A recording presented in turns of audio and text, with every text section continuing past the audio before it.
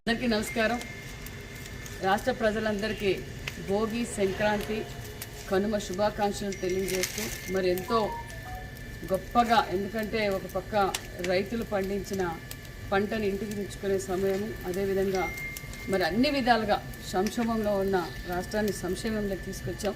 ఇదే విధంగా రాష్ట్ర ప్రజలందరూ అన్ని ఏర్పాట్లు ప్రజలందరికీ మరి వారి బంధువుల ఇంటికి రావడానికి, వారి సొంత ఊరికి రావడానికి కూడా ప్రభుత్వం తరఫున అన్ని ఏర్పాట్లు చేశాం.